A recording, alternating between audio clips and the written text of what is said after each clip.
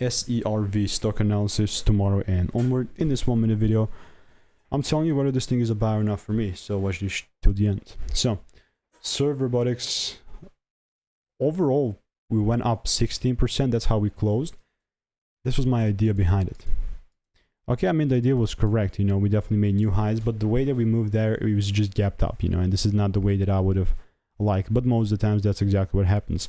So what's now next? I mean, there's nothing for me to add here instead of just, you know, just move this to the desired demand zone. And I'm actually just trying to double down on the bullish side. Why not?